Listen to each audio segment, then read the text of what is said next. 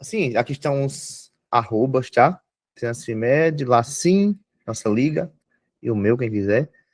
Quem fizer alguma storyzinha aí, uma foto, alguma coisa da aula, posta lá e marca esses arroba aí, tá? Gente, seguinte.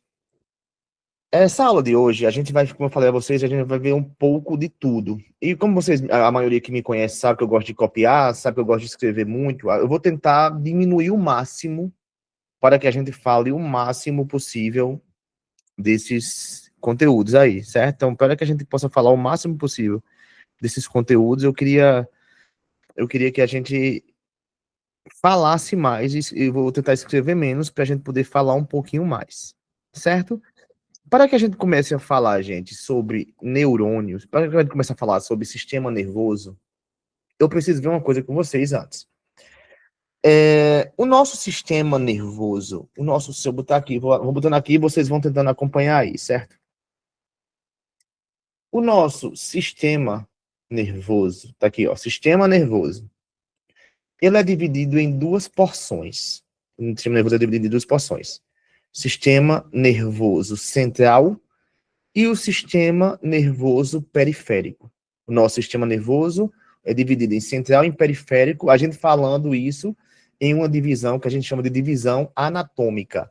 Então, a divisão anatômica do nosso sistema nervoso é dividida em sistema nervoso central e sistema nervoso periférico. Esse sistema nervoso central, Vânia, esse sistema nervoso central, a gente vai dividi-lo em duas coisas, em encéfalo e em medula. Então, o nosso sistema nervoso central, nós vamos dividir em encéfalo e em medula. Estou escrevendo aqui por cima porque é algo que só estou citando, tá? Então, vamos lá. Nosso sistema nervoso vai dividir em central e periférico. O sistema nervoso central, a gente divide em encéfalo e em medula. O sistema nervoso periférico serão divididos em nervos e gânglios. O sistema nervoso periférico, a gente divide eles em nervos e em gânglios. Quando eu falo de encéfalo, Renan, quando eu falo de encéfalo, eu estou falando de cérebro, estou falando de cerebelo e estou falando de tronco encefálico. Tronco encefálico. Então, quando eu falo de encéfalo, estou falando de cérebro, cerebelo e tronco encefálico. Então, por que isso aqui é importância, a gente entender isso? Porque quando a gente for falar já, quando a gente for aprofundar já, em AVC, acidente vascular cerebral, e quando eu falar de AVE, acidente vascular encefálico, vocês vão perceber que eu tenho uma diferença. Quando eu falo de AVC, o acidente vascular cerebral, eu estou pegando cérebro aqui, ó. Estou pegando cérebro. Mas quando eu falo de AVE, seria um acidente vascular encefálico, que pode ser tanto cérebro, cerebelo, tronco encefálico. Então é interessante que a gente tenha essa noção, a partir de agora, de diferenciar o que é cérebro do que é encéfalo, certo? Beleza. O tronco encefálico, a gente subdivide o tronco encefálico em MPB, que seria mesencéfalo, ponte e bulbo. MPB, mesencéfalo, ponte e bulbo. Estou adiantando porque já a gente vai adiantar e eu vou mostrar tudo isso no desenho. Mas para que a gente tenha já uma breve noção do que a gente vai falar, tá bom? Já o sistema nervoso periférico, o próprio nome já está falando, periferia, está saindo, é algo mais afastado do centro. O centro é o sistema nervoso central, onde a gente vai processar, a gente vai enviar comandos, a gente vai interpretar. Então, assim, o sistema nervoso central, que é o nosso sistema nervoso superior, é a nossa porção superior do sistema nervoso, é onde existe o comando. Já o sistema nervoso periférico é onde a gente vão ser, como é que eu posso falar, os soldados, entre aspas, que vão realizar o comando que foi deliberado pelo cérebro, por exemplo, pelo sistema nervoso central. Então, os nervos, gente, que a gente vai subdividir em cranianos e espinhais, esses nervos, eles vão lá e realizar o comando. Eles vão lá realizar o comando, certo? E os gânglios, vocês vão ver que são agrupamento de corpos celulares, que a gente vai aprender agora, o que danado é isso. Mas eu queria fazer uma breve explicação, uma breve revisão, para que quando a gente for avançando, vocês entenderem, certo? Eu sei que é meio bagunçado, mas se alguém quiser tirar algum print, tira um print que eu vou apagar, certo? Beleza? Aí vamos lá. Quando a gente começa a falar, gente, de sistema nervoso, a gente precisa entender, o que é a unidade, qual é a unidade funcional. Como é que o sistema nervoso é formado e como ele é funcionalmente, ele trabalha. Quando a gente fala sobre isso, a gente tem que falar da unidade básica funcional do sistema nervoso, que são os neurônios. Então, os neurônios, a gente disse que os neurônios, eles são a unidade funcional, a unidade estrutural do sistema nervoso. Mas não só isso, porque muita gente só trabalha o neurônio assim.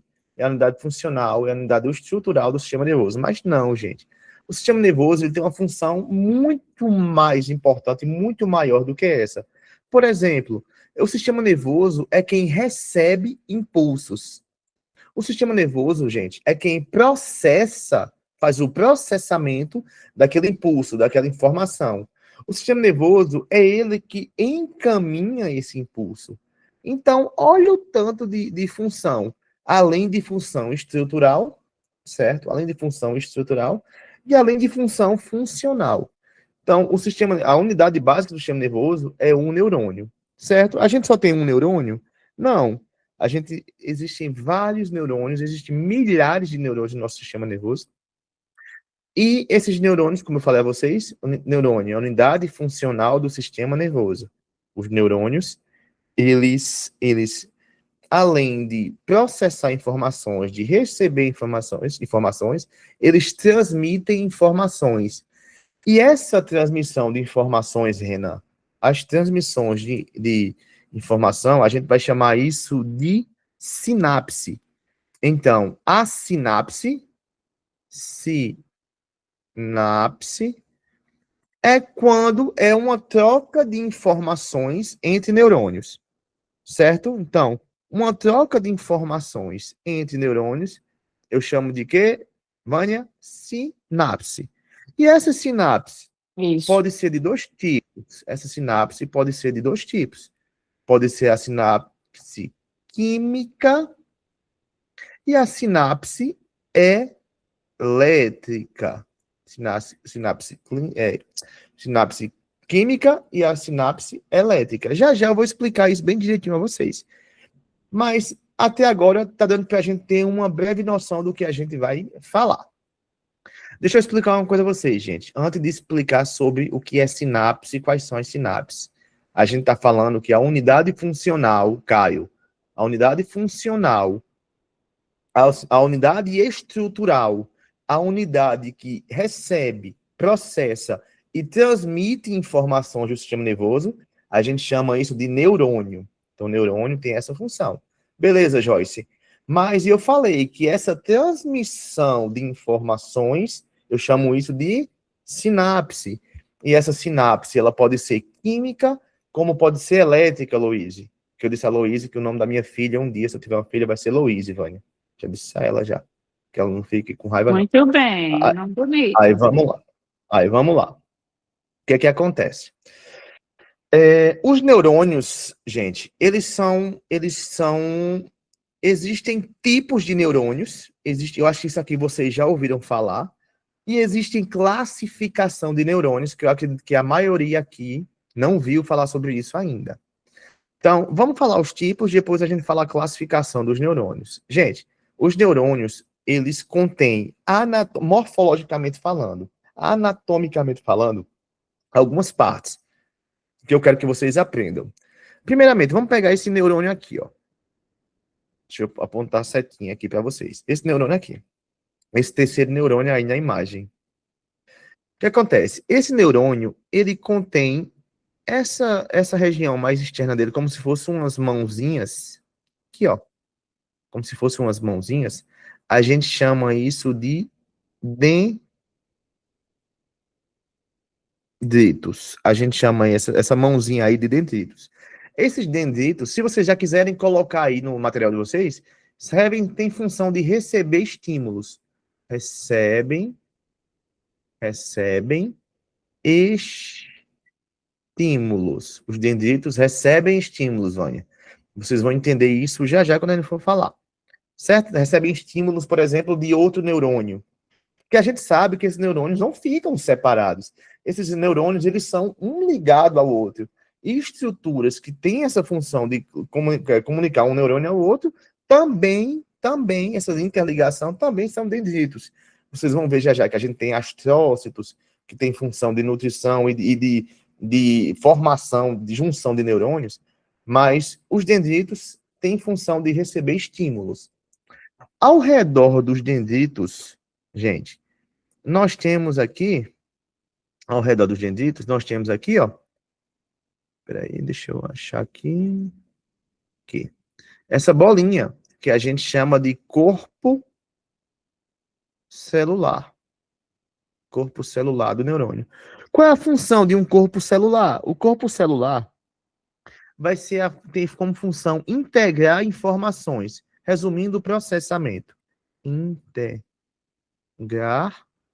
informações. Resumindo, é no corpo celular que a gente tem o processamento daquela informação, certo?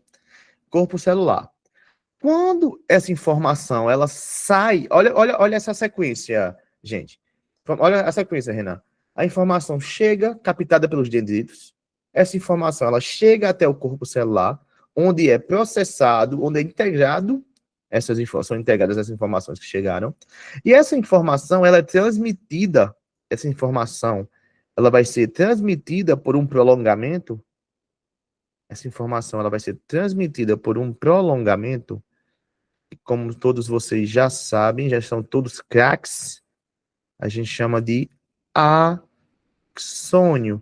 Qual é a função do axônio? Conduzir o potencial de ação. Conduz potencial de ação. Então, a função do axônio, Joyce, é conduzir aquilo que foi integrado e informado pelo corpo celular. E por último, Caio, nós temos aqui, ó, essa terminação aqui. Por último, nós temos a terminação sináptica. Então, o próprio nome já está dizendo, né? Terminação sináptica. Qual é a função da terminação sináptica, Vânia? A terminação sináptica, ela vai comunicar com outra célula, ou com um músculo, ou com um gânglio, por exemplo. É nessa terminação sináptica, Renan, que ocorre a comunicação, aquela comunicação que a gente falou lá em cima, que a gente chama de sinapse, que nessa terminação sináptica vai ocorrer uma transmissão ou química ou elétrica. Normalmente, na grande maioria dos casos, uma transmissão, uma sinapse química. Até aqui tudo bem, gente? Vou falar um pouquinho mais rápido do que eu falo normalmente, como vocês me conhecem, porque eu quero falar a maior parte de conteúdos possível. E se não der certo para terminar hoje o que eu quero, eu prometo que eu vou marcar outro dia, fazer o que eu quero fazer, uma aula de verdade para vocês. Eu planejei fazer uma aula de verdade com muito carinho para vocês sobre tudo isso de neuro, tá? E já vou adiantando em primeira mão, viu? Eu acho que é do pessoal da Liga, vou adiantando aqui para vocês. Possivelmente marquem essa data, dia 4 de março, dia 4 4/3, às 18 horas. Desmarquem tudo na vida de vocês, para vocês irem para o auditório da Nassau, às 18 horas, que o doutor Daniel Dean, neurocirurgião, ele vai dar uma palestra para nós sobre AVC, que eu e Vânia já tivemos a oportunidade de ir para essa palestra e é enriquecedor demais. Além de estar com um cara desse, que é, para mim, eu sou muito fã dele, muito inteligente, sabe ensinar, gosta de ensinar e vai estar com a gente, possivelmente dia 4/3, às 18 horas, dando uma palestra sobre AVC. Então, eu não perdi ele, não. Já montar na agenda aí já, tá? Mas vamos continuar aqui nossa aula. Gente, até aqui tudo bem? Quem tá por aí comigo? Dá só um... Tudo certo, tá entendendo? Entendi, foi nada, meu amigo. Tá. Tudo Aí, ó. certo. Se alguém digitar, eu não consigo visualizar, tá? Então, ou falem pelo... Beleza, ou falem pelo microfone ou mandem mensagem no meu WhatsApp. Tudo Mas certo. beleza. Ok, perfeito. Vamos embora. Já que a gente não tá fazendo nada, como disse meu amigo Renanzão aí. Beleza, gente. Aí deixa eu explicar uma coisa a vocês. Vocês lembram que eu falei que nós temos... Peraí. Deixa eu apagar aqui essa data. Vocês já salvaram na agenda de vocês, que eu sei. Salvaram, Vânia, será? Com certeza, que não vão perder, Beleza. né? Isso. Vocês não imaginam a luta de conseguir uma data, um horário com o doutor Daniel, viu? Vocês não imaginam Eu não, imagino, viu? a luta que eu tô aqui desde o ano passado. Então, tô tentando apagar aqui, tá, gente? Pra gente continuar. É porque aqui, pra mim, tá um pouquinho lento. Aqui tá um pouquinho lento pra mim, mas vai dar certo. Gente, nós temos alguns tipos de neurônios. E os principais tipos de neurônios que nós temos, são 3, certo? Existem milhares de tipos de neurônios, mas nós vamos trabalhar em cima desses caras aqui. Dos neurônios multipolares, dos neurônios bipolares e dos neurônios pseudonipolares. Eu queria que vocês focassem... Aqui vai ser bem rápido essa parte, tá? Não vou aprofundar nisso, não. Eu iria aprofundar, sim, mas não vou desistir. Não vou aprofundar, não, porque tem coisa mais importante para a gente pegar. Mas preste atenção pelo menos o principal. Os neurônios, a gente divide em multipolar, bipolar e pseudonipolar. Essa questão de multi, bi, pseudo, é questão só da forma dele. Só do formato dele, Vânia. Então, por exemplo, vocês conseguem perceber que esse neurônio... Deixa eu só ajeitar aqui. Vou botar outra cor. Vocês conseguem perceber que esse neurônio número 1 aqui, que eu chamei de pseudonipolar, vocês conseguem perceber que o formato dele é diferente desse neurônio número 2 aqui, que é o bipolar. Que o formato dele é diferente desse neurônio número 3 aqui, que é o multipolar. Então, quando a gente fala de neurônios, a gente fala de formas. Quais são as principais formas que existem? O principal neurônio que existe, Vânia, seria o neurônio multipolar. Esse neurônio multipolar é o que você encontra em maior abundância do nosso sistema nervoso. E esse neurônio, ele tem várias funções, mas ele atua principalmente o multipolar. Se vocês quiserem guardar isso aí no coração, ele é um motoneurônio. Então ele leva informações, ele transmite informações motoras. Então vocês vão perceber que quando eu envio informação, por exemplo, sempre a informação motora, não vou dizer sempre, que a gente não existe esse sempre aqui, mas a maioria dos casos de informação motora, mas eu vou falar de motora consciente, então vão ser todas. As informações motoras conscientes, elas vão partir do centro para a periferia. Quem é o centro, gente? O centro vai ser cérebro e medula. Cérebro e medula, sistema nervoso central, como vocês já sabem.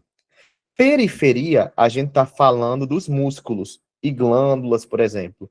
Quem encaminha essa informação para eles é o sistema nervoso periférico através dos nervos. Então, preste bem atenção. Esses neurônios multipolares, a gente encontra ele em todo o trajeto do sistema nervoso, e a principal função dele é levar informações referentes à motricidade. Ele também apresenta outras informações, como é que eu posso falar? Outras funções, mas a principal função dele é essa. É a função levar informação motora de um neurônio para o outro, formar essas sinapses. Já os neurônios pseudonipolares, o número 1 aqui, a diferença dele é, sim, outra coisa, o neurônio multipolar, a característica dele, a forma dele é que ele tem um corpo celular junto dos dendritos, na sua parte mais, na sua extremidade. Ele contém um longo axônio e contém terminações nervosas.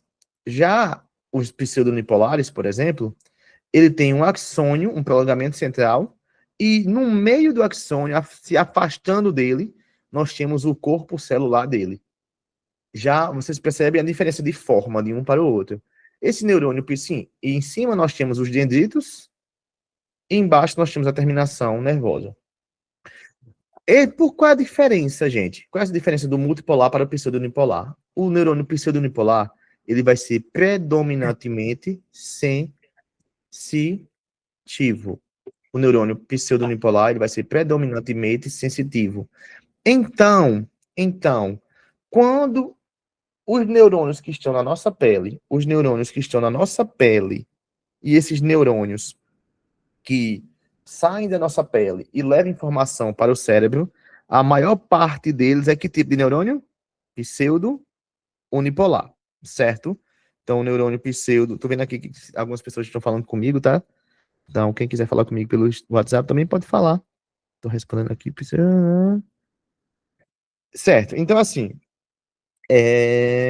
o neurônio pseudonipolar, ele tem informação, ele leva informação para o sistema nervoso. Preste atenção no que eu vou falar agora. Quando eu falo de motricidade, eu vou usar essa palavra aqui, ó. Eferente. Então, quando eu falar a palavra motricidade, o neurônio motor, eu vou estar falando o nome neurônio eferente, com E. Certo? Então, a partir de agora, sempre que eu falar a palavra eferente, estou falando de neurônio motor. A partir de agora, Vânia, se eu falar a palavra aferente, com A, estou falando de neurônio sensitivo. Então, aferente, então, a partir de hoje, quando eu falar essa estrutura, esse neurônio é um neurônio aferente. Você já sabe que é sensitivo. E você já sabe, Renan, que um neurônio sensitivo, ele pega informação da periferia para o centro. Neurônio sensitivo leva informação da periferia para o centro. Neurônio motor, ele leva informação do centro para a periferia. Exemplo, quando eu toco aqui na minha pele, toquei na minha pele, isso é um tipo de sensibilidade que a gente chama de tato. E esse tato, ele vai ser captado por terminações nervosas que estão na nossa pele, de neurônios o quê, Vânia? Aferente. Aferente. Mas que tipo de neurônio? Sensitivo. Certo, mas tem um nome. Eu quero o tipo. Pseudo-unipolar. Pseudonipolar. As terminações nervosas de neurônios pseudonipolares estão na pele e encaminham informação para a medula, da medula para o cérebro, subindo. Mas, se essa informação ela desce, Vânia, ela vai sair do cérebro para o músculo, por exemplo. Que tipo de neurônio é esse que vai levar essa informação? É um neurônio? Multipolar.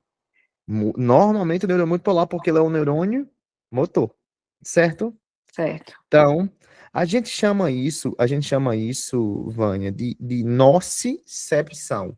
Alguém sabe o que é nocicepção? Assim, ó. Não. Nocicepção. Nocicepção, Caio, é um processo de detecção de algum estímulo. É quando eu tenho uma detecção de algum estímulo. Essa é uma nocicepção. Nocicepção. É a noção de algum estímulo tátil, algum sensitivo proprioceptivo, que eu vou falar para vocês já já o que é isso. Mas quando a gente tem uma noção de sensibilidade, a gente chama isso de nocicepção, certo? Mas estímulos normalmente lesivos, Vânia. Então, por exemplo, Nocicepção, o próprio nome não diz, nocicepção. Então, algo nocivo. Algo que, por exemplo, se eu cortar a minha pele, eu vou ter uma sensação de quê? De dor. E isso eu chamo de nocicepção, Vânia. Certo? Beleza. Beleza. Aí, vamos lá. Vamos voltar para cá. Então, sempre que eu falar de neurônio multipolar, a gente sabe que tem uma extremidade com o corpo celular, com dendritos, tem um axônio e tem terminações nervosas. O neurônio pseudonipolar são neurônios sensitivos, aferentes, que seu corpo celular está mais afastado, é no meio do axônio, ele está mais afastado, ele é afastado do corpo celular dele. E esses neurônios pseudonipolares, eles são basicamente sensitivos, que as suas fibras estão na pele, certo? Beleza, e os bipolares? Os bipolares eu botei aqui só por botar, mas os neurônios são sensitivos também, mas a gente disse que os neurônios pseudonipolares, Renan, são neurônios, esse aqui, ó, bipolares, eles são neurônios de sensibilidade especial. Sensibilidade especial. Como, por exemplo, os neurônios do olfato. Os neurônios do olfato, eles são predominantemente pseudonipolares. Eles só enviam informação do olfato. Neurônios da nossa retina, por exemplo, que são neurônios relacionados à visão. Então, são neurônios especiais. Então, neurônios relacionados à nossa audição, nossa região da cóclea. Então, são neurônios bipolares. O bipolar, Joyce, ele tem um corpo celular bem no meio entre o axônio e os dendritos. Ele fica bem no meio. Mas eu falei que ele é uma sensibilidade especial, por quê? Porque ele é só encontrado em tato, em olfato, fibras olfativas, em retina. Então, é um neurônio que não é muito usual. A gente vai trabalhar principalmente nos neurônios motoneurônios, no caso, multipolares, e os pseudobipolares sensitivos. Beleza? Ok. Falamos de neurônio. Tem umas coisinhas a mais, mas eu não vou moer muito nisso. Onde eu quero só finalizar a parte de neurônio com vocês. Existe outro tipo de célula, Caio, que a gente chama de células da glia. Células da glia. Essas células da glia, elas também fazem parte do nosso sistema nervoso. Essas células da glia também fazem, junto dos neurônios, fazem parte do nosso sistema nervoso. Então, nós temos o nosso sistema nervoso é formado por neurônios e formadas por células da glia. O que são células da glia? Células da glia são um conjunto de células que vão ajudar, vão basicamente ajudar o sistema nervoso, os neurônios a trabalharem, a funcionarem. Então, o neurônio precisa da célula da glia, certo? O neurônio precisa da célula da glia. Essas células da glia, elas são várias, Joyce. Existem vários tipos de células que a gente subdivide essas células da glia. Eu irei falar só algumas a vocês, para vocês relembrarem, ver se vocês conseguem relembrar quais são essas células da glia. Eu acho que a maioria de vocês não ouviu falar em astrócitos. Ou já ouviram falar? Não deve ter ouvido falar. Quem já ouviu falar de astrócito aí? Quanto bota aqui? Tudo que eu estou falando agora é célula da glia, tá? É um conjunto de células que estão no nosso sistema nervoso. Astrócitos. Ninguém ouviu falar, né? Isso aqui era para vocês terem ouvido falar sobre isso. Isso é importante.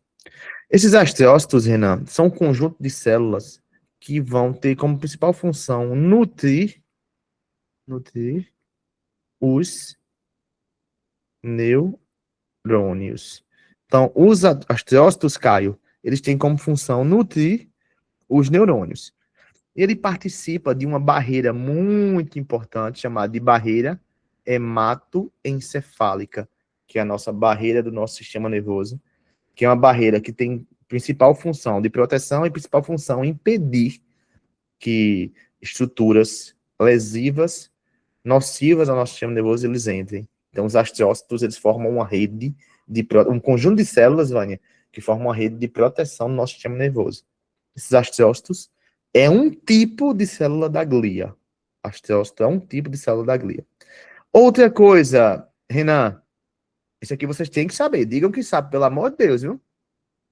Outro tipo de célula da glia, oligodendrócito. Se não Oligodendrócitos. sou... Beleza, oligodendrócitos. Os oligodendrócitos são o quê? O que são esses oligodendrócitos? São células. Qual é a resposta? São células da glia, que tem como função, Louise, que tem como função os oligodendrócitos Produzir baía de mielina. formar, perfeito, formar, produzir bainha de mielina, formar bainha de mielina. Que essa bainha de mielina, gente, eu não vou aprofundar, mas já vou adiantar. Essa bainha de mielina, ela está presente em alguns tipos de neurônios que infelizmente, eu não posso aprofundar aqui, mas quando a gente, vou só dar uma breve introdução para vocês. Os nossos neurônios, eles são classificados em neurônios do tipo A, B e C. Neurônios do tipo A, gente, são neurônios que têm uma grossura maior, é mais grosso, e são neurônios que contêm uma bainha de mielina. E esses neurônios do tipo A gente divide em neurônios do tipo A alfa, A beta e A delta. Esses neurônios do tipo A, resumidamente, eles têm por eles terem uma camada espessa de bainha de mielina, as informações que transmitam por esses neurônios são informações que são mais rápidas. Então, por exemplo, só para vocês terem uma noção, esse neurônio do tipo A delta, é um neurônio relacionado à sensibilidade de dor aguda. Então, Vânia, quando tu tem um corte na mão, Vânia, por exemplo, cortou tua mão, tu não vai sentir dor na hora, aquela dor aguda na hora, aquela dor na hora que tu sentiu, é esse neurônio, é essa fibra, esse neurônio que contém bainha de mielina do tipo A delta, que leva essa informação de dor aguda para o nosso sistema nervoso, porque ele leva uma informação mais rápida. Mas, por exemplo, depois que a gente tem um corte, aquela dor na hora passou, mas você concorda comigo que devido àquele processo inflamatório, a dor tende a persistir por um tempo? Uma dor em queimação, não sei se vocês concordam comigo, que a dor de um corte não fica só na hora, mas ela prolonga, é uma dor mais lenta, já é um tipo de neurônio classificado como neurônio do tipo C, porque neurônios do tipo C, Vânia, não tem bainha de mielina. Então, já que ele não tem bainha de mielina, eu estou falando isso porque vocês já vão ver a importância da bainha de mielina. Já que esse neurônio do tipo C ele não tem bainha de mielina, a informação que vai subir por ele vai ser uma informação mais lenta. Então, vai ser uma condução mais lenta, consequentemente, a dor vai ser uma dor prolongada, uma dor de tipo queimação. Então, sempre que vocês ouvirem falar, gente, de neurônio do tipo A, são neurônios que levam informação mais rápida. Então, vão carregar a informação mais rápida. Quando vocês ouvirem falar de neurônio do tipo C, são neurônios que vão levar a informação mais lenta. Só para vocês terem uma noção. Por que eu falei sobre isso? Porque neurônios do tipo A contém bainha de mielina. E essa bainha de mielina, gente, ela serve como isolante elétrico. A bainha de mielina, ela serve como isolante elétrico, certinho? Isolante elétrico, porque passa uma condução, um potencial de ação está passando pelo axônio. Então, se um potencial de ação está passando pelo axônio, deixa eu achar aqui a bainha de mielina para vocês, aqui, ó. Esses amarelinhos aqui, ó, é a bainha de mielina. Então, ao lado desse nome glia, isso é a bainha de mielina. Então, essa bainha de mielina, que é uma bainha lipídica, uma camada lipídica, ela serve como isolante elétrico, mas a principal função da bainha de mielina, gente, é aumentar a velocidade do impulso nervoso, certo? Aumentar a velocidade do impulso nervoso. Então, devido aos processos saltatórios que existem nos nódulos de Hanver, que a maioria de vocês acho que já ouviram falar sobre isso, não vou aprofundar, mas neurônio, Renan, que contém bainha de mielina, a sua velocidade de propagação de um impulso é bem mais rápido de neurônios que não têm bainha de mielina, certo? Então, oligodendrócitos formam a bainha de mielina do sistema nervoso. Oligodendrócitos formam a bainha de mielina do sistema nervoso Central. central, perfeito. Agora não está aparecendo aqui para mim, não, minha canetinha não. O Me Cacá, posso ajude. perguntar uma coisa rapidinho? Se eu souber, eu respondo agora. Se eu não souber, a gente pesquisa. Vamos embora? Essas células da glia, elas seguem a mesma característica dos neurônios, elas também têm quase nulo potencial de regenerar, é a mesma. Isso. Basicamente a mesma coisa. A regeneração neuronal também depende de onde é a lesão, né? Quando a gente fala de lesão neuronal difícil de regeneração, a gente fala principalmente de corpo celular, que é local de processamento de processamento de informação, e é onde está a principal região do neurônio. Quando a gente tem lesão de corpo celular, basicamente não tem regeneração. Mas, quando a gente tem uma lesão de axônio, possivelmente a gente consegue apresentar uma regeneração, não é isso? As células de glia, basicamente a mesma coisa. Quando você perde essas funções, sendo que nós temos milhares de células de glia a mais do que neurônios. Quem foi que perguntou? Foi eu, Joyce. Ah, beleza, Joyce. Então, nós temos milhares de células de glia a mais do que neurônios. Então, assim, como é que eu posso falar? Se a gente tem uma lesão de células, se a gente tem a perda de células de glia, devido à maior quantidade, é mais fácil você ter um reparo daquela área do que do neurônio, que quando você perde o corpo celular do neurônio, já era.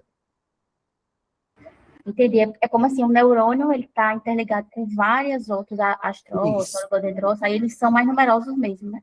Isso, aí torna-se mais numerosos a célula da glia. Vale. Certo? Aí vamos lá. Os oligodendrócitos formam a bainha de mielina do sistema nervoso central. Já as células de Schwann formam o quê? Releve aí. Células de A bainha de mielina no sistema nervoso periférico, né? bainha de mielina no sistema nervoso periférico. Perfeito. Então, a bainha de mielina. Tá bem ruim aqui para a minha canetinha, tá, gente? Então, vocês vão pegando mais pela minha fala.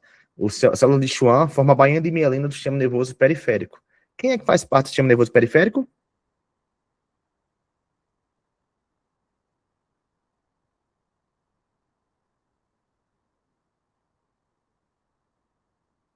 É para ter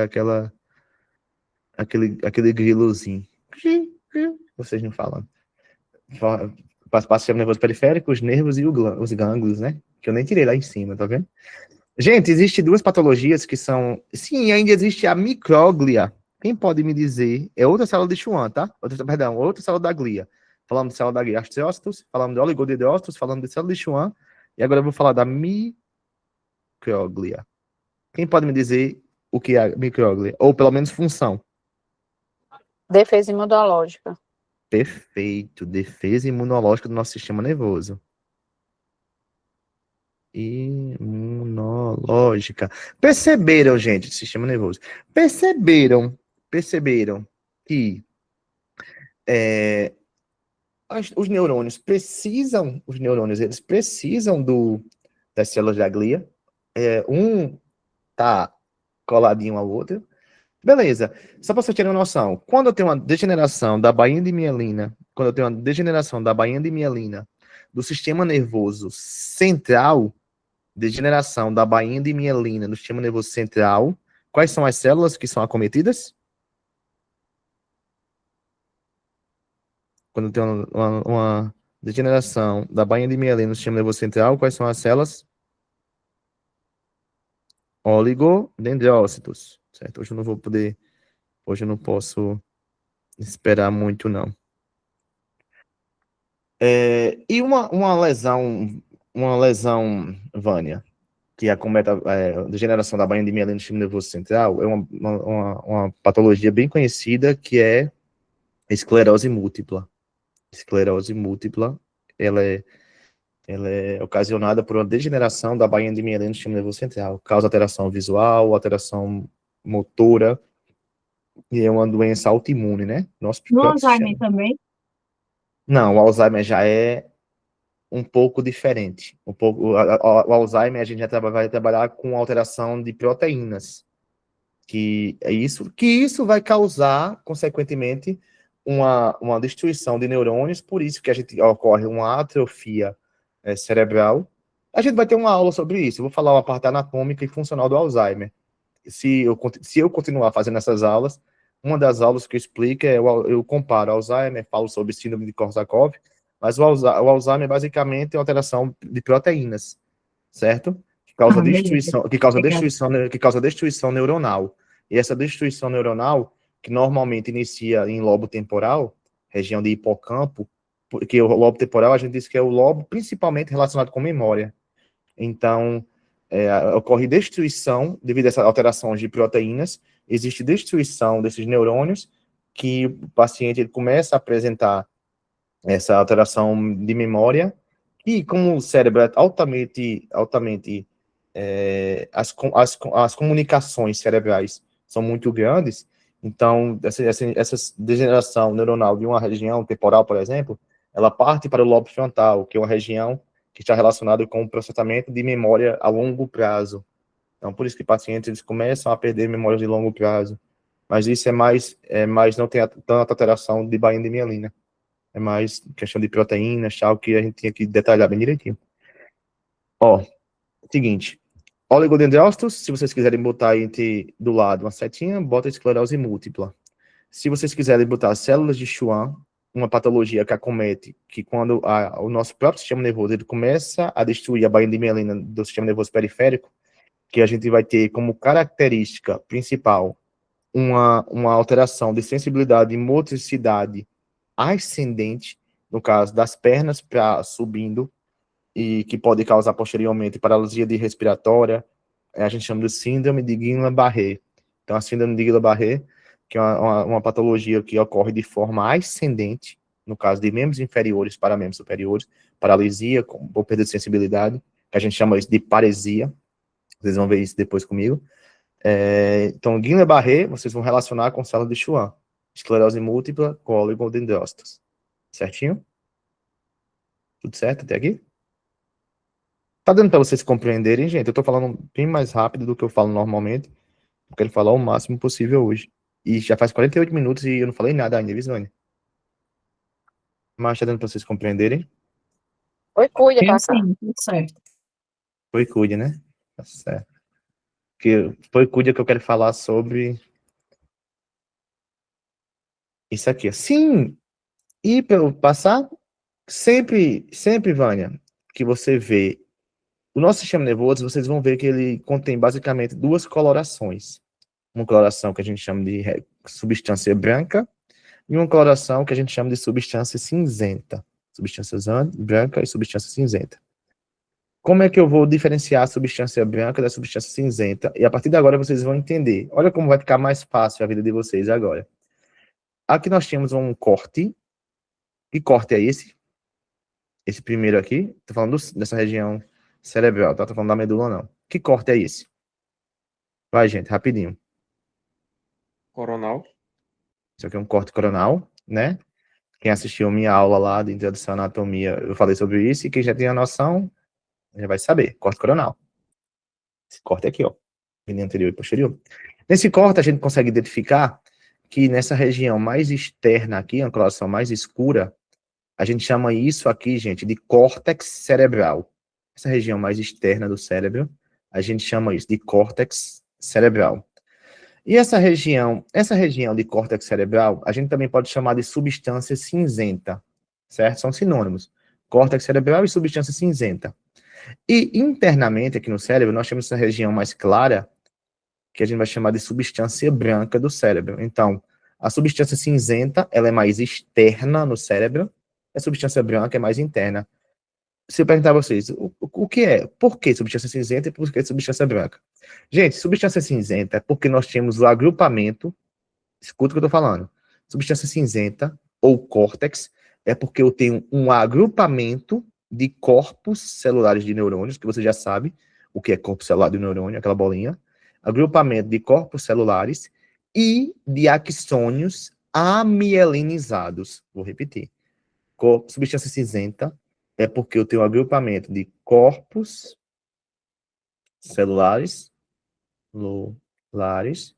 e eu tenho axônios axônios vem de negação, tá? Mielinizados. Axônios amielinizados. A de negação. Então, axônios que não têm bainha de mielina, deixa a região que ele se concentra mais escura. Já a substância é branca, não sei se Renan está ainda aí, mas a substância é branca, Renan, porque nós tínhamos axônios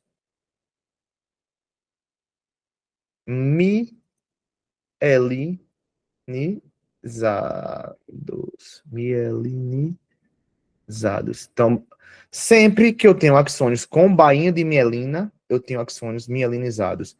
Eles vão deixar a região que eles se encontram mais clara. Axônios sem bainha de mielina, no caso, amielinizados, ou o corpo celular do neurônio, quando se agrupa, vai deixar aquela região mais escura. Então, nada mais do que isso. Quando você região mais escura do cérebro, quer dizer que é uma região substância cinzenta. É mais afastada, é mais externa. É o córtex. A região mais interna do cérebro é branca, porque contém vários axônios juntos com bainha de mielina. Já na... Deixa eu parar aqui de funcionar também. Já na medula é diferente. A partir do momento que eles vão descendo aqui, ó, vai mudando um pouco. Quando ela vai descendo, na medula, a substância cinzenta, ela fica no meio, onde tem esse Hzinho aqui, que a gente chama de H medular, que a gente vai ver isso em uma próxima aula, se der certo. H medular. Então, na medula, o H medular é a substância cinzenta, contém corpos celulares e contém axônios sem bainha de mielina. E a região externa da medula, a gente vai chamar de substância branca da medula, é porque aqui está cheio de axônio com bainha de mielina. Com isso, causa essa coloração clara. Tudo bem, gente? Foi? Beleza. Vamos aqui comigo. Telencéfalo. Gente, o que é o telencéfalo? O telencéfalo é o seguinte, lembra naquela hora que eu falei, para a gente diferenciar o que é cérebro de encéfalo? Deixa eu explicar bem rapidinho aqui para vocês entenderem o que danado é telencéfalo quando vocês estudarem isso. Seguinte, tudo isso aqui, ó, tudo isso aqui é o... Peraí, tá saindo aqui. Tudo isso a gente chama de encéfalo. O que é o encéfalo? É a junção do cérebro, só isso aqui, ó. É a junção do cérebro, essa parte de cima. É a junção do tronco encefálico, essa parte aqui de baixo, com o cerebelo aqui atrás. Então, cérebro, cerebelo e tronco cefálico, a gente tem cérebro, cerebelo e tronco cefálico, a gente tem encéfalo. Agora, Vânia, quando eu perguntar a vocês o que é o cérebro, aí vocês vão dizer, o cérebro é isso aqui, ó. Cérebro é isso aqui de cima. Tá dando para acompanhar, né? O desenhando? Cérebro é isso aqui em cima. Tá, sim. O cérebro, gente, ele é dividido. O cérebro é dividido em... O cérebro, ele é dividido em essa parte superior, que a gente chama de telencéfalo. Telencéfalo. Já vi que Priscila Belmont, que eu tô com muita moral, viu? Minha amiga Carla Priscila tá assistindo a aula, já me marcou aqui. Não esqueçam não, viu, gente, de marcar lá não. Transfimed, o Kaká e o Lacim, não. A liga que vocês vão fazer parte um dia, que não faz ainda. Então, ó, o cérebro é formado pelo telencéfalo, que é a maior parte, e a parte central do telencéfalo, a gente chama do cérebro, perdão, a gente chama de diencéfalo. Então, a partir de agora, gente, se perguntar a vocês como é formado o cérebro, vocês vão encher a boca, vocês vão, tipo, levantar assim, Vânia, ó, um pouquinho, ó, o transfimédio, vocês vão levantar assim um pouquinho, beber um pouquinho de água, lógico. E vocês vão falar. O cérebro, ele é formado pelo diencéfalo mais centralmente e pelo telencéfalo mais externamente. Aí pronto, aí você já ganhou o crédito ali já ganhou a moral. Entendeu? Então, quando eu falo dessa parte mais superior aqui, eu estou falando de telencéfalo. Belezinha? Aí eu pergunto a vocês, o que é o telencéfalo? Qual é a função do telencéfalo? O telencéfalo, gente, ele está relacionado com funções superiores. O telencéfalo está relacionado com funções superiores. Essas funções superiores a gente fala como cognição. Cognição é uma função superior. Então, cognição, linguagem. O que mais é função do telencéfalo?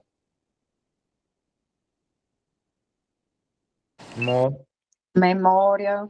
Movimento voluntário, sim, memória, está relacionado com memória, com várias, todas as funções que a gente consegue entender como região cerebral, telencéfalo, vai estar relacionado, memória, movimento, cognição, inteligência, raciocínio, Emoções. fala, emoções, enfim. Então, o nosso telencéfalo tem essa função. Então, para vocês verem a importância dele, de a gente estudar ele.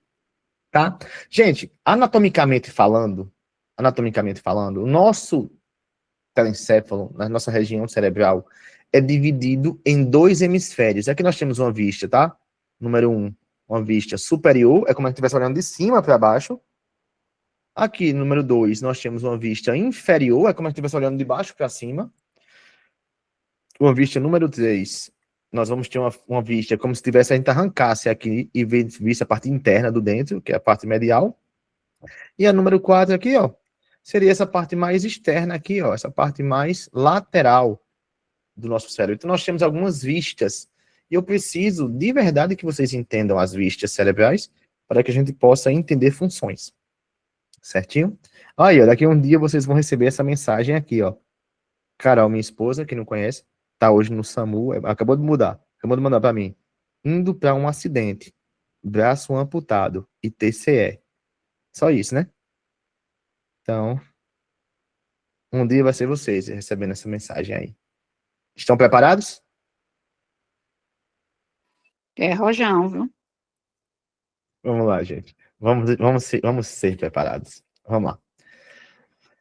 Isso é faculdade de ajudar, não queria tirar 0, não é nada. Me desculpa, senão eu não podia perder a piada. Vamos lá. Telencéfalo. Eu queria a pessoa memória Full HD, porque, meu Deus, É o quê? eu só queria ter a sua memória Full HD. Deixa de resenha. Tudinho desenrolado. Tudinho desenrolado. Bora, simbora. Se liga, deixa eu explicar aqui a vocês umas coisinhas. O nosso telencéfalo, nós vamos dividir ele em 2 hemisférios cerebrais. Pega a visão. Vamos dividir. Vamos pegar a vista superior aqui comigo para a gente entender isso. Nós vamos dividir em 2 hemisférios cerebrais. Em hemisfério cerebral direito, em hemisfério cerebral esquerdo. Tudo isso, tá? Tudo isso. Hemisfério cerebral esquerdo e hemisfério cerebral direito. Quem divide nossos hemisférios cerebrais é uma fissura. Gente, sempre que perguntar para falar vocês o que é fissura em região cerebral, fissura é um afundamento. É uma área de afundamento profundo, certo? É um afundamento, é uma depressão profunda. Então, nós vamos ter uma fissura, um corte. Imagina uma faca mesmo cortando. Vai cortar aqui bem no meio. O nome dessa fissura é chamada de fissura longitudinal. Fissura longitudinal. A fissura longitudinal separa os nossos hemisférios cerebrais, hemisfério cerebral direito e hemisfério cerebral esquerdo. Tá bem? Quando a gente separa, imagina, olha para minha mão aqui. Imagina que o nosso cérebro é assim, hemisfério cerebral direito e esquerdo. E a fissura bem no meio. Quando a gente separa, faz isso, ó. Separei os hemisférios cerebrais. Ao qual essa parte mais interna aqui, eu vou chamar de face medial, que é aquela que tem lá embaixo, número 3. E essa parte mais externa aqui, eu irei chamar de face lateral, que é essa parte número 4 aí. Então, ó, nós temos aqui o nosso hemisfério cerebral. Unido pela fissura. Unido não. Está sendo separado pela fissura longitudinal. Separou.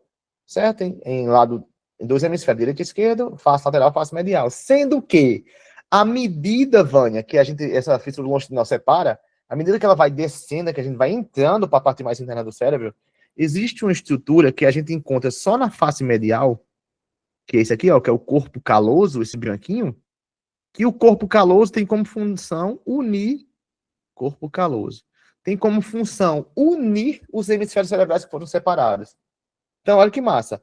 Nós temos hemisférios cerebrais separados pela fissura longitudinal. Mas à medida que ela vai descendo, o corpo caloso une os hemisférios cerebrais. Por isso, quem estiver aí conosco, que eu não sei, por isso que os hemisférios cerebrais, nós dizemos que o corpo caloso, além de unir os hemisférios cerebrais, o corpo caloso, ele tem como função levar informações de um hemisfério para o outro. Porque eu disse a vocês que todo o nosso cérebro, toda a nossa região encefálica, ela contém uma comunicação constante. Por isso que eu não posso dizer que uma região é responsável por aquilo sozinha. Porque vocês vão ver que tem outras regiões do cérebro que têm basicamente a mesma função. Por quê? Porque elas trabalham em ligações. É muito massa isso. Então, o corpo caloso, que a gente só encontra na face medial, a gente encontra o corpo caloso, esse branquinho, e como função unir os hemisférios cerebrais. Tá bem, gente? Vamos lá. Os nossos hemisférios, vamos pegar o telencéfalo aqui e vamos separar ele um pouquinho, vamos dividir ele. A gente divide o nosso telencéfalo em regiões, em partes. E essas partes nós vamos chamar de lobos.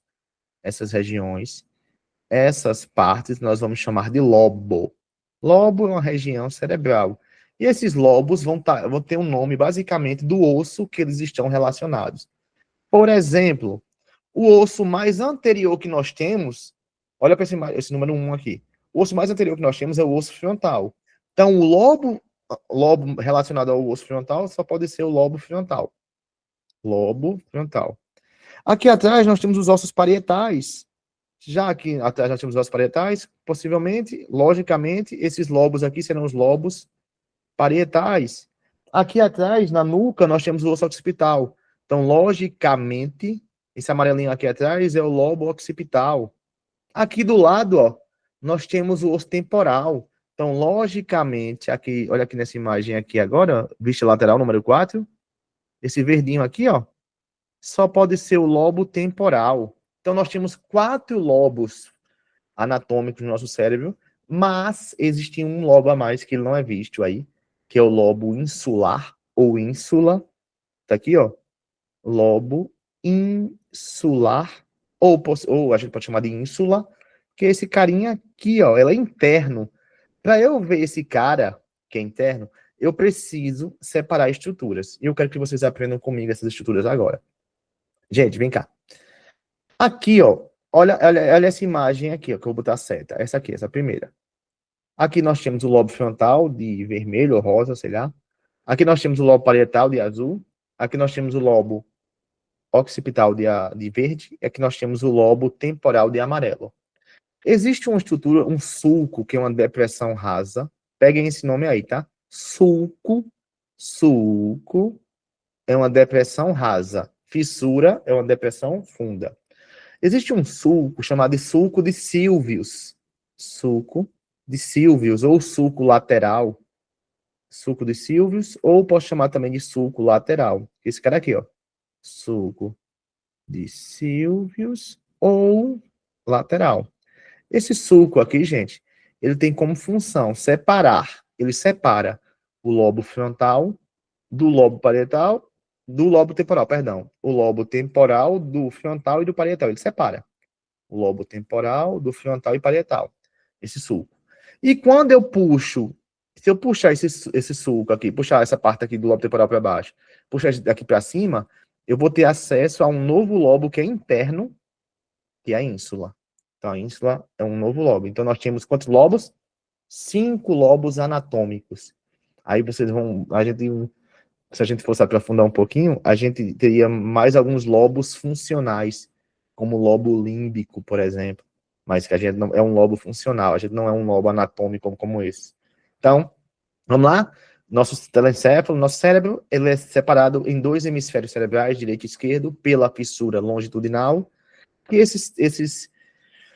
que é unido lá embaixo pelo corpo caloso, que o nosso telencéfalo ele é dividido em regiões. Essas regiões a gente chama de lobo frontal, lobo parietal, lobo occipital. Nós temos também o lobo temporal e a ínsula, ou lobo insular. São os 5 lobos. E esses lobos, eles vão ser separados por sulcos, que vocês acabaram de me falar, Vânia, que os sulcos são depressões rasas. Sulcos são depressões rasas. e fissuras são depressões fundas. Então, o primeiro sulco que vocês me falaram agora foi o sulco de Sylvius, ou posso chamar de sulco lateral, que tem como função separar lobo temporal de lobo frontal de lobo parietal. Até aqui tudo bem? Existe outro sulco que eu acho muito importante que vocês saibam. Esse aqui, ó. Cadê? Deixa eu achar minha setinha. Aqui, ó. Esse cara aqui, ó. Esse sulco é chamado de sulco central. Esse aqui que separa o lobo frontal do lobo parietal, ó. Chamado de sulco central. Qual é a função do sulco central? Separar o lobo frontal do lobo parietal. Existem outros sulcos? Com certeza. Estou citando só alguns aqui para vocês. Até aqui tudo bem? Posso continuar? Pode. Beleza. Pode. Pode, tá tranquilo. Tá tranquilo, não tá? Beleza, perfeito. Deixa eu beber um pouquinho de água.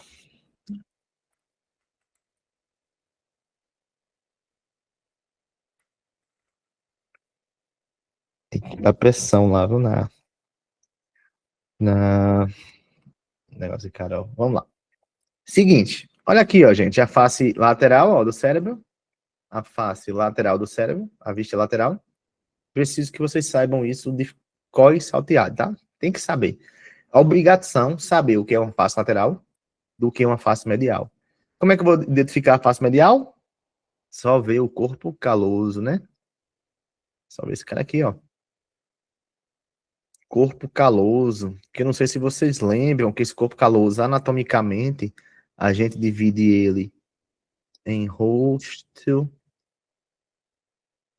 Alguém lembra do resto? Joelho. Corpo e cauda, né? Corpo ou tronco. E essa cauda tem nome.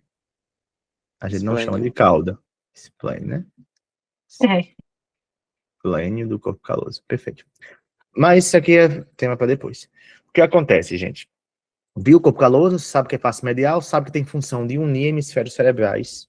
Sabe que tem função de unir hemisférios cerebrais, certo? E levar informações que a gente chama de informações interhemisféricas. Que são informações de um hemisfério para o outro. Isso a gente vem depois.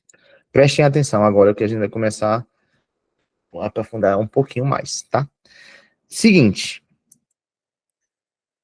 Analisando a face lateral ou vista lateral, nós vamos ter alguns sulcos que vocês já conhecem. Por exemplo, esse aqui no meio, que é o sulco central, que a principal função do sulco central é separar a região anterior, que a gente chama de lobo frontal, região anterior que a gente chama de lobo frontal, de região posterior, que a gente chama de lobo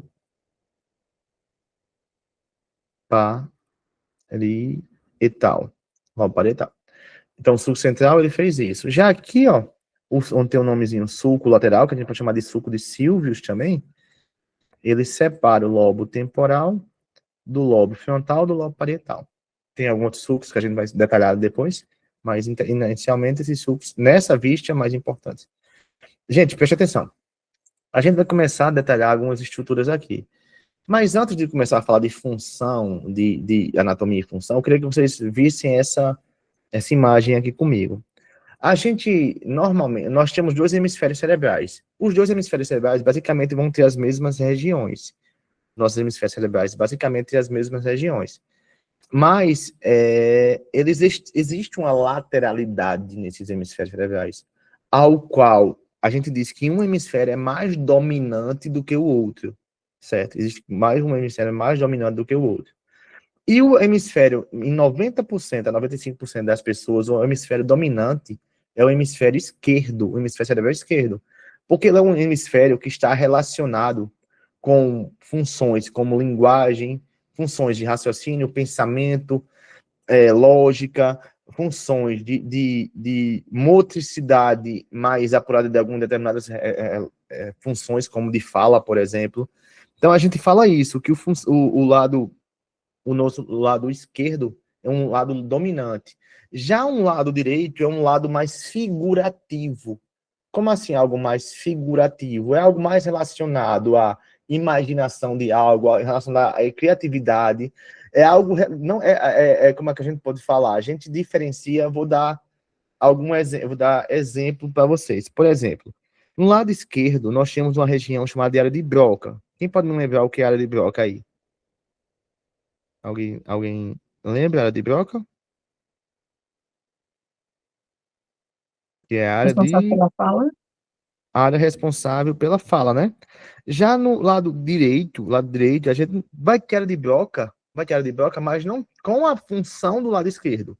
Mas do lado direito, a gente vai ter o reconhecimento, de fala, a gente vai ter reconhecimento, por exemplo, no lado direito do cérebro, a gente tem uma área que a gente diz que é a área de reconhecimento de faces. Então, enquanto uma é uma área de dominância, de fala, de visão, de audição, a outra área é uma área como se fosse uma área de figuração, uma área de interpretação. Não que no lado esquerdo não tenha, mas existe essa diferença de lado esquerdo para o lado direito. Então, normalmente, na maioria dos casos,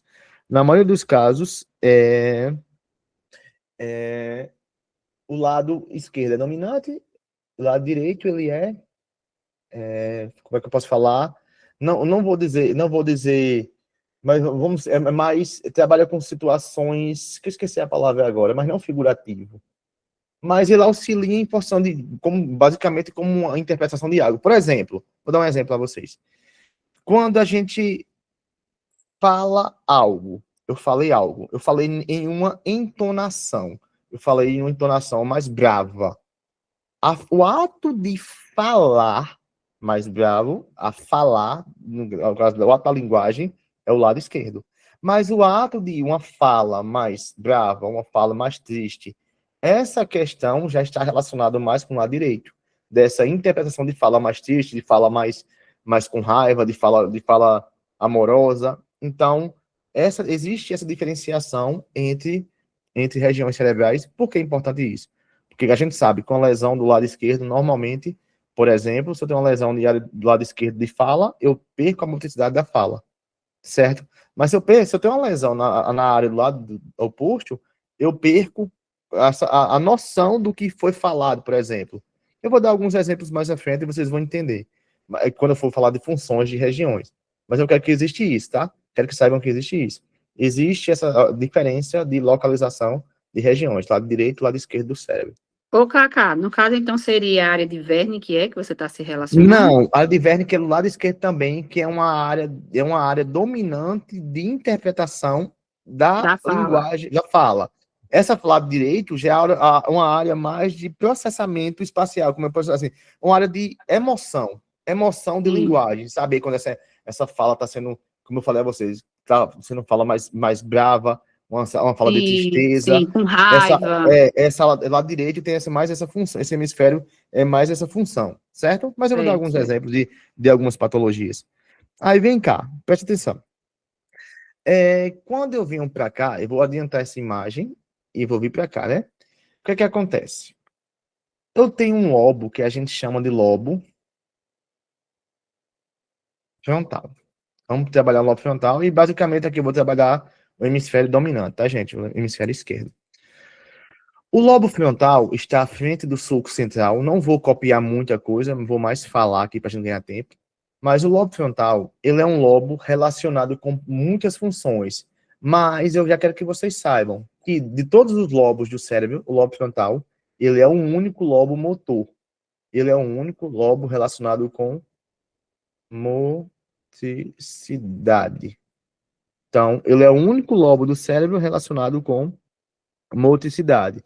Mas também o lobo frontal, ele vai ter regiões relacionadas a raciocínio, inteligência, funções que a gente chama de funções executivas. Deixa eu apagar isso aqui. Funções executivas. O que são funções executivas? Funções executivas são funções relacionadas à tomada de decisão. Então, funções executivas são funções relacionadas a tomadas. Tem alguém falando comigo aqui? Não. Tomadas de decisão. Então, assim, por exemplo, eu tomei uma decisão de fazer algo, eu tomei a decisão de fazer essa aula hoje. Então, essas funções é tudo lobo frontal. Supressão de comportáveis. Supressão de comportamento indesejáveis. Como assim? Eu sei o que é certo e o que é errado. Seria certo eu passar no meio da rua e jogar uma pedra em alguém? Seria certo eu passar no meio da rua e tirar minha roupa? Não. Então, assim, essa supressão de comportamento indesejável é o nosso lobo frontal que relaciona com isso.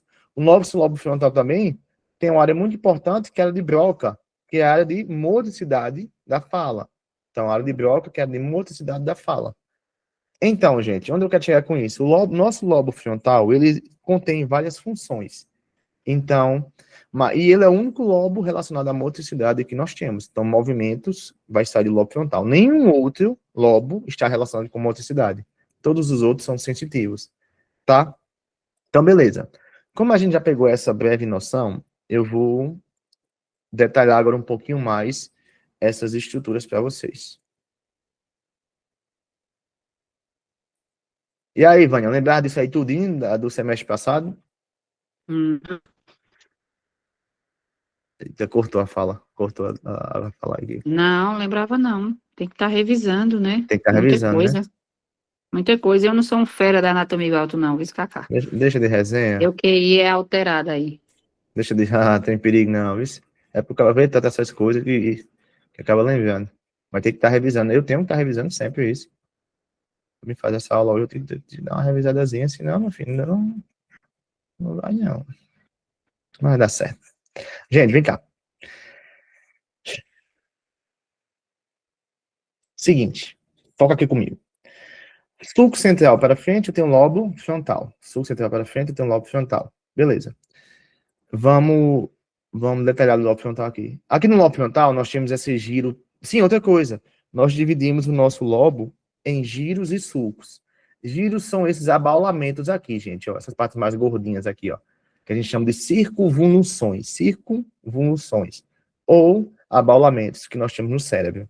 Certo? E sulcos, como vocês já sabem, são essas depressões aqui, ó. Que serve para separar estruturas. Certo? Depressões que separam estruturas. Vem cá. Falando só de lobo frontal agora, bem rapidinho. Existe uma estrutura aqui no lobo frontal chamada de giro pré-central. Giro pré-central, porque fica à frente do sulco central, tá? Giro pré-central, é todo esse vermelho aqui, ó. Esse giro pré-central, gente, nós dizemos que ele é a nossa área motora primária. Área motora primária. O giro pré-central é a área motora primária. O que acontece? Deixa eu explicar a vocês. Existe e que eu não vou... se Camila... Caio, não sei se Caio tá por aí. Se Camila estiver por aí, Camila vai lembrar do mapa de Brodmann. Camila gostava. Esse mapa de Brodmann é o seguinte, bem rapidinho.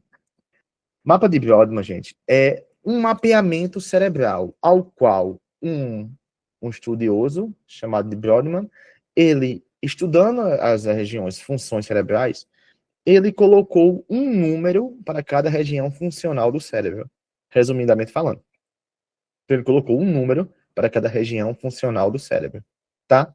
E cada regiãozinha dessa tem um número. Por exemplo, esse giro pré-central aqui, que era a motora primária, esse giro pré-central, eu posso chamar ele de número 4, porque Brodmann colocou um número para cada região. Então, Vânia, eu posso falar, gente, eu tô com lesão na área número 4. Você já tem que saber que é giro pré-central. Eu não preciso falar que é o giro pré-central, porque é basicamente a mesma coisa. Eu posso falar área número 4, como eu posso falar giro pré-central. Então, algumas estruturas aqui, eu vou botar a numeração de Brodmann, do mapeamento de Brodmann, só para vocês terem noção do que significa isso, para quem um dia for estudar isso mais a fundo, saber que existe. Então, o mapeamento de Brodmann é um mapeamento cerebral ao qual cada região funcional recebe um número, que eu posso chamar ou pelo nome ou pelo número. Então, o giro pré-central é o número 4 no mapa de Brodmann, que a gente disse que ele é a área motora primária. Esse giro pré-central, gente, dele saem neurônios relacionados com a motricidade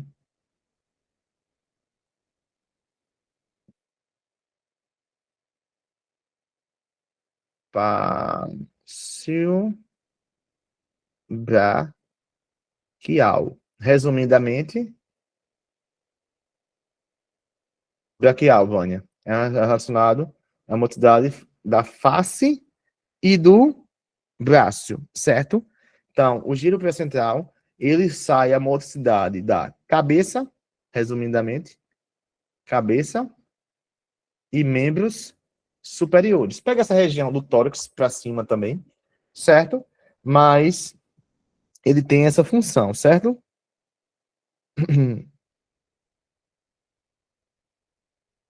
Então, beleza. Então, vamos lá. Giro pré-central, área número 4 do mapa de Brodmann, tem como função levar informações sobre motricidade. Como é que funciona isso, Vânia? Como é que funciona? E quem tiver por aí, Joyce e demais. Uma informação, ela sai do cérebro relacionada à motricidade, certo? Uma informação sai do cérebro relacionada à motricidade. Essa informação, ela sai através de um neurônio e vai até a medula. Quando chega na medula, existe outro neurônio que leva informação até o músculo. Por exemplo, quero movimentar o braço, eu tenho que ter uma informação do neurônio até a medula, que é para dizer, ó, movimenta o braço. E essa informação sai do giro pré-central, porque eu disse que ela era motora, e vai ter um neurônio lá na medula que vai pegar a informação e vai levar a informação até o músculo. Esse neurônio que sai daqui, a gente vai chamar de primeiro neurônio motor. O neurônio que sai do cérebro para a medula, neurônio motor. Não imagine, não pense que é só um neurônio, não, tá? São milhares. E o neurônio que já está na medula e leva informação até o músculo para mexer o meu braço, vai ser o segundo neurônio motor. Aí, ó, quando vocês ouvirem falar sobre lesão de primeiro neurônio, lesão de segundo neurônio, que vocês vão ouvir falar demais disso na neurologia, são neurônios que saem do cérebro até a medula. E neurônios inferiores são neurônios que saem da medula para o músculo. Resumindo, se eu quiser movimentar a face, como eu estou falando agora, Vânia, estou falando, a informação processou giro pré-central, que tem relação com a área de Broca, que essa informação ela vai descer para o nosso tronco encefálico, que vai para a nossa língua, né? E nossos músculos da face, da mímica. Então, tudo isso é tudo englobado, mas é informações motoras. Ó, para movimentar a face, ó, fazer essas caretas, movimentar tudo, a informação sai de giro pré-central. Existe também o que a gente chama de homúnculo de Panfield. Homúnculo de Panfield. Quem quiser estudar isso depois, eu dou isso no meu extensivo, mas é como se fosse uma discriminação de um boneco que ele fez aqui no giro pré-central, para esse boneco dizer quais são as áreas que estão relacionadas. Por exemplo, se o cara movimentar aqui em cima, vai fizer estimular aqui em cima, vai movimentar o tronco do cara, motricidade. Se você for descendo mais um pouquinho aqui, ó, nessa região, já vai estar relacionado com a mão, braços e mão. Aqui, ó. Descendo um pouquinho a cabeça, músculos da cabeça, descendo um pouquinho língua e faringe. Então, assim, o que é esse homúnculo, para quem não entendeu? É como se fosse uma discriminação de um corpo humano que fizeram nessa região do giro pré-central, porque em cada região que é estimulado, uma região tem uma resposta. Então, é bem interessante que vocês vejam depois esse homúnculo, para vocês saberem isso. Mas, resumindo, é isso, gente. A área motora primária é a área de motricidade, certo? De cabeça, membros superiores e tórax alto. É daqui que sai o comando. É daqui, Vânia, é daqui, Renan, ou Jorge, quem tiver aí, os demais que estão aí. É daqui desse giro pré-central que se eu tiver uma lesão, aí eu pergunto, pronto, aí eu que pergunto a vocês, bem rapidinho, se eu tiver uma lesão em giro pré-central, o que é que acontece? Olha a função e me diz o que acontece na cabeça de vocês. Vai, gente, bem rapidinho, me ajuda. O que acontece em lesão de giro pré-central pela função dele? Ninguém? Para Para trabalhar na função motora, né? Vai atrapalhar a função motora, beleza. Que função motora? Cabeça. Membro superior. Os nervos que saem do telecéfalo para a medula. Isso. Mas com qual função? Com a função de motricidade, de movimento. Lembra, motricidade igual a movimento. Se eu quero movimentar membro superior, se eu quero movimentar a face, eu preciso que informações saiam desse giro, através de neurônios, e vá até lá. Então, se eu tenho lesão de giro pré-central, eu vou ter uma fraqueza de membro superior e vou ter uma fraqueza de face. Vocês concordam comigo? Abre. Mas ali eu tô Beleza. assistindo e aqui eu tô desenhando. Tá aberto aí teu microfone, Vânia. Ó, seguinte, gente. Então, se eu tenho lesão de giro pré-central, eu tenho uma lesão que vai causar uma paralisia ou fraqueza de membro superior e face, gente. Preste atenção. Pode causar uma paralisia facial ou pode causar o que a gente chama de plegia. Vão pegando já esse nome aí. Plegia ou paresia. Plegia, uma fraqueza total de um membro. Paresia é uma fraqueza parcial. Então, então a paralisia, plegia, o cara tá com uma plegia de membro superior. A gente sempre usa essa M antes, tá? M. Por que M? Porque é só de um lado. Eu tenho uma hemiplegia de membro superior direito. Então, eu tenho uma paralisia do membro superior direito. Tem uma hemiparesia à direita. Então, eu tenho uma fraqueza à direita. Certo? Então, a gente sempre utiliza esse M antes. Porque se eu falar plegia, eu tô falando dos dois lados. E ponham uma coisa na cabeça de vocês a partir de agora. A partir de agora. Essas informações que saem do cérebro, elas vão ser contralaterais. Guardem isso com muito carinho e amor. Essas informações que saem do cérebro, elas são contralaterais. O que quer dizer isso, Cacá? Vamos dizer que aqui é o hemisfério cerebral esquerdo, vamos dizer que aqui é o hemisfério cerebral direito. As informações que descem do lado direito do nosso sistema nervoso, do lado direito do cérebro, elas vão descer e vão cruzar para o lado esquerdo do corpo. As informações que descem do lado esquerdo, elas vão descer para o lado direito do nosso corpo. Então, se eu tenho uma lesão em giro pré-central esquerdo, eu vou ter uma paralisia facial do lado oposto, contralateral direito, e vou ter uma paralisia facial do lado... Não, a paralisia facial, esquece, que eu falei. Paralisia facial, a gente vai ter uma aula de paralisia facial e vocês vão ver que tem uma loucura em paralisia facial. Esquece paralisia facial, foca só no braço. Se eu lesionar do lado esquerdo do cérebro, eu vou ter uma fraqueza no lado direito do corpo. Então, eu vou paralisar, vou ter uma fraqueza, uma plegia, uma hemiparesia do lado direito. Se eu lesionar o lado direito, eu vou ter uma hemiparesia, uma hemiplegia do lado esquerdo, certo? Em relação à paralisia facial, a gente vai ter uma conversinha que a gente vai ficar um pouquinho doido, mas é contralateral também, tá? Mas tem que ser algo bem explicadinho para vocês. Preste atenção. Então, área motora primária, giro pré-central, é uma área relacionada com a motricidade direta de membros superiores e cabeça e tórax. Até aqui tudo bem? Alguém ficou com alguma dúvida nisso ou de boa? É muita coisa. Como é que eu vou lembrar? Meu Deus. Eu tô falando da minha vida. Beleza. Vamos agora para outra área do nosso cérebro, do lobo frontal, que está aqui, ó, nessa região. Que a gente vai chamar, sim, outra coisa, só para vocês entenderem, tá? O lobo frontal, ele é dividido em giros, anatomicamente falando, só para vocês terem essa noção. Eu não vou nem moer com vocês, eu vou falar até rápido, só para vocês saberem que existe. Estrutura do lobo frontal. Sulco central, o vermelhinho, que a gente já falou, giro pré-central.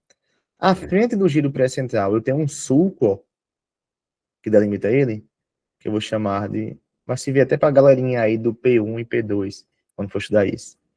Sulco pré-central. À frente do giro pré-central, tem o sulco pré-central.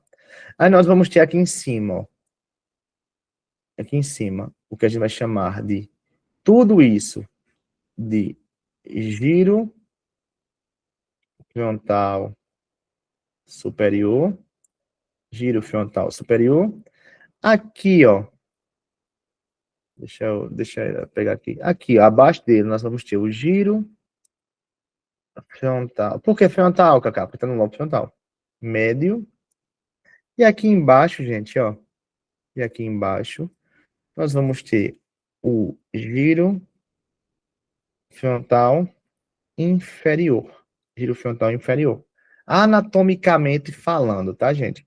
Então, nós vamos ter os lobos, os sulcos e os giros. Só para vocês que quiserem tirar um print aí, pode tirar. Só para vocês relembrarem isso aí. Certo? Pronto. Mas a gente vai para a área funcional. A gente vai para a área funcional, que meu foco não é falar sobre esses giros para vocês, não. Só falei agora só para tirar a dúvida de alguém aí. Mas o meu foco, ele não é esses giros, não são esses giros. O meu foco é as áreas funcionais do cérebro. Que é o que a gente vai pegar. Gente, semana que vem eu vou fazer uma aula de novo, tá? Na quinta-feira. Independente, eu vou fazer uma aula na quinta-feira. Eu acho que eu consigo, porque eu tô falando tudo isso aí a vocês, tudo isso que eu tô falando de área funcional, é para chegar aqui, ó, em vascularização. É para chegar na parte mais massa, polígono de Willis, artérias do cérebro, que a gente vai entender. Se eu tiver um AVC, eu tiver um bloqueio em alguma artéria dessa aqui, se tiver um bloqueio em alguma artéria dessa, qual é a repercussão que vai ocasionar no cara. Então, assim, isso tudo que eu tô falando, esse moído todinho, é para chegar nisso aqui, em vascularização da cabeça. Na minha opinião, é a parte mais importante de toda. Esse aqui é um caminho, sei lá. Eu acho que eu vou fazer outra aula pra galera disponibilizar. Seguinte, preste atenção.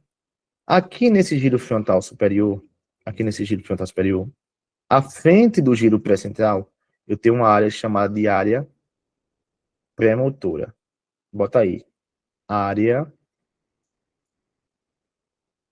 pré-motora. Essa área pré-motora no mapa de Brodmann é o número 6. A área pré-motora no mapa de Brodmann é a área número 6. Essa área pré-motora é a área de... Guarda isso. Memória e iniciação do movimento. Memória e iniciação do movimento.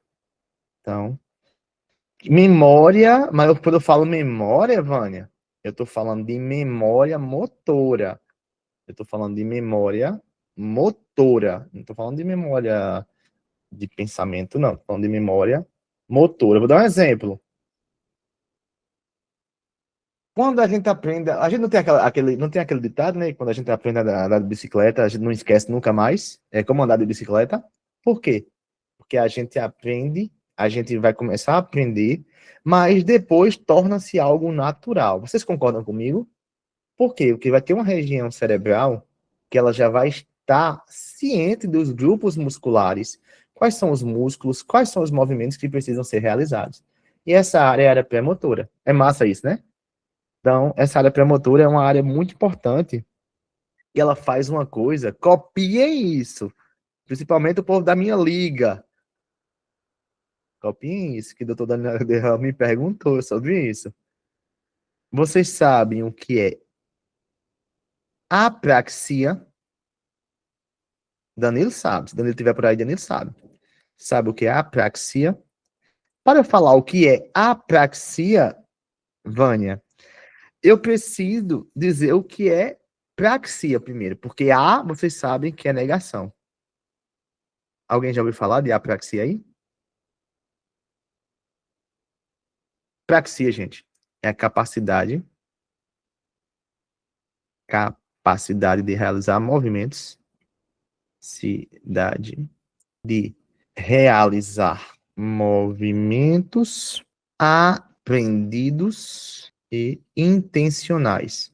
Então, resumindo, a capacidade de a gente realizar movimentos que a gente aprendeu em sequência, em grupos musculares que a gente vai utilizar, é a área pré-motora que faz isso. Número 6 do mapa de Brodmann. Aí eu pergunto a vocês, e o que é a apraxia? Qual é a área motora? Qual é a área que manda o neurônio para realizar o movimento? Qual é a área que vocês já aprenderam? Qual é a área do cérebro, do membro superior? Qual é a área que leva informação do cérebro até a medula? Giro pré-central.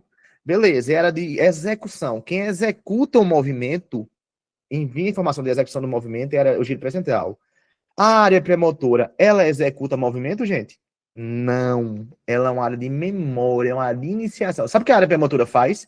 Ela vai agrupar. Se eu quero pegar nessa caneta aqui, ela vai agrupar os músculos que eu preciso fazer isso e vai enviar essa informação para o giro pré-central, ir até os músculos e executar. Então, uma inicia, uma vai fazer a compreensão, vai dizer o que eu preciso fazer, uma diz, ó, tu vai precisar fazer isso, e a outra executa. Vocês conseguiram entender a diferença de uma para a outra? Da área pré-motora do giro pré-central? Beleza. A motor é como se fosse um computador que armazena, né? E o giro pré-central é o que Vai fazer. traço que vai fazer. Isso. Um é o que diz.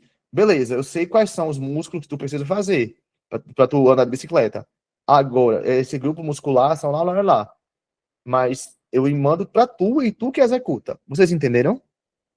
Então, a apraxia, que é lesão na área pré-motora, gente, é a incapacidade de realizar um movimento aprendido sem déficit muscular.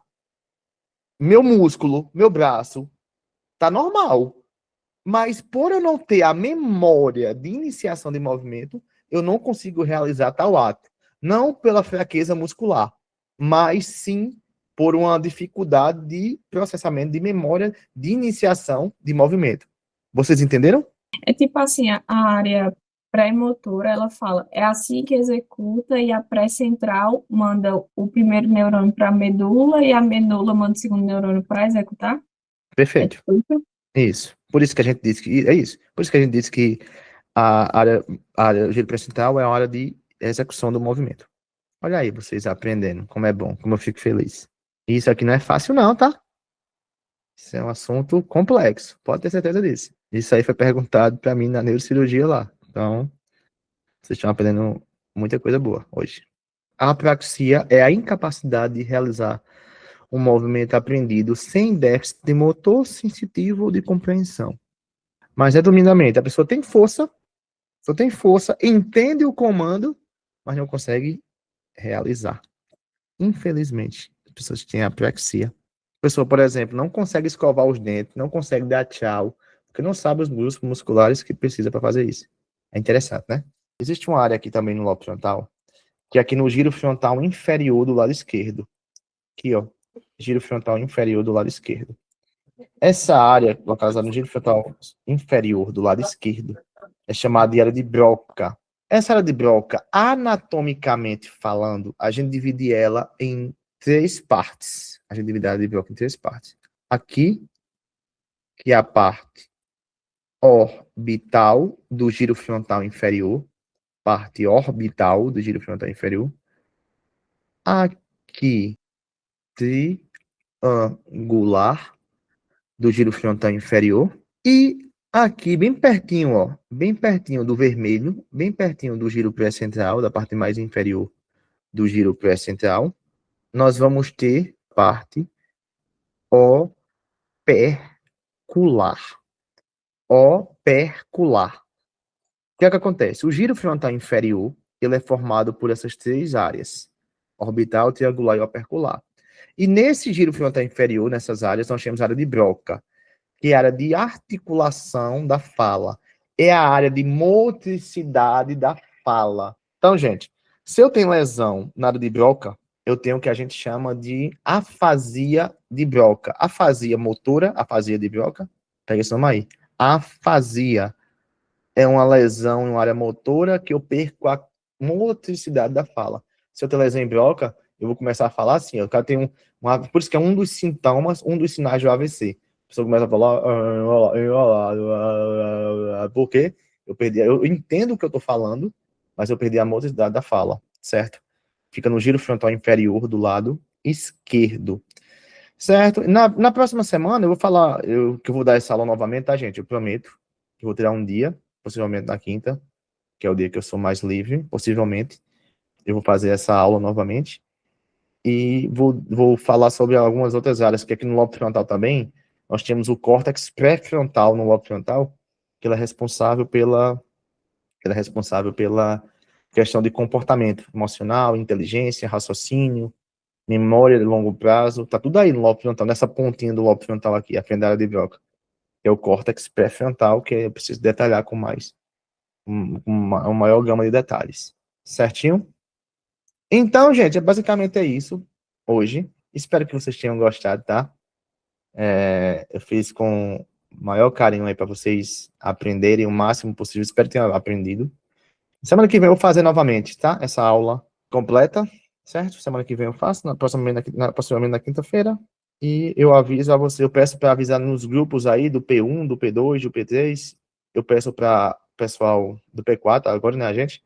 Peço para avisar, para vocês fazerem parte aí dessa maratona de neuro. Tá bom? Que Deus abençoe. E se fizer algum storyzinho aí, não esquece, marca lá Cacá Braga, marca lá Transfimed e marca lá sim a Liga de Neuro da Nassau. Tá bom? Que Deus abençoe, tenha uma ótima noite e fica com Deus.